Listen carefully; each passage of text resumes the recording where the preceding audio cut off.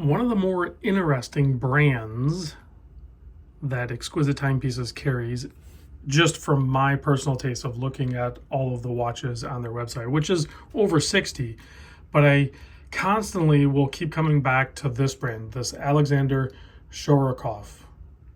I'm probably supposed to roll some R's or something like that. He's from Russia, but he ended up in Germany doing some like really high-end, really nice watchmaking stuff, which is weird because like most of the watches, when you look at them on the Exquisite site, they're kind of affordable, with the understanding that these are, low production luxury style watches, but with a very interesting design characteristic that is done. This one's even more wild than some of the other ones, are more playful. But he's also known very much for hand engraving, and his team is.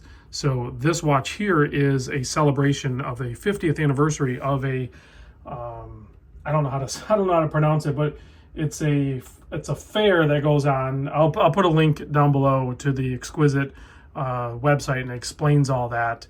But I just want to look at the watch, and I want to show you guys the watch. So I'm not going to get too much caught up into the backstory, other than I do need to mention the origins of the brand owner and why you see watches like this. So first off, elephant in the room right there, this is actually 925 silver. The whole case is made from 925 silver, and then it is hand engraved.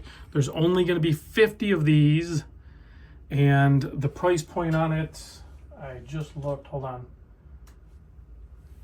Snapshot in time, again, is $5,600 over on the Exquisite website.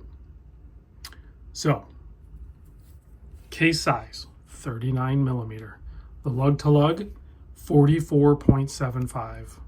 The thickness, I measure only 11.2, but that's including that double dome sapphire crystal. You have a 20 millimeter lug opening, and they paired up. Again, you would not typically think of pairing a blue Stingray strap with this watch, but it 100% works with that blued handset. It just really kind of works well with the 925 silver and pulls it all together. And then you have a 7 millimeter signed screw down, it's not a screw down crown, it's a push pull crown. It's only 30 meter water resist. But this watch isn't about necessarily being a watch so much as it is being a piece of art or jewelry on your wrist. I mean, there's not even a railroad track or minute markers or anything going on there. So you're void of that. Rather, you have a very ornate silver and diamond dust constructed dial. You do have some cardinal positions. Of course, you have your 60 up top. And then if you look closely at the 3, 6, and the 9 is absent because that's where the branding is. But at the 3 and 6, you have a little piece of like diamond motif there, and then a framed date window. But that dial is just beautiful with those leaves and the diamond dust, and then that beautiful handset. And then the finishing on the case is just phenomenal. I can only imagine what this is going to look like if you wear it a little bit, and you'll have to wipe it down and stuff like that, but it might patina a little bit, but it's going to patina all in the right ways and all the right spots with all that hand engraving. The movement is on display as well. It's a G100 from LPJ, 68-hour power reserve, and then of course you have that custom rotor going on there as well. And these are made in Germany.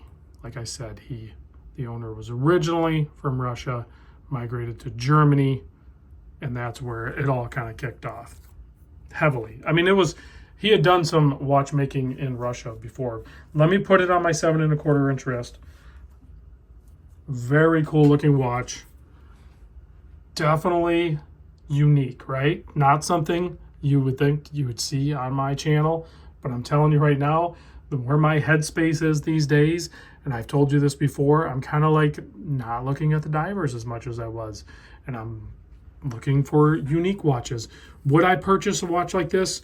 No, I would not purchase this 925 hand engraved watch. I absolutely love it, and I think it's incredible, but I could potentially see myself purchasing a different watch from this brand.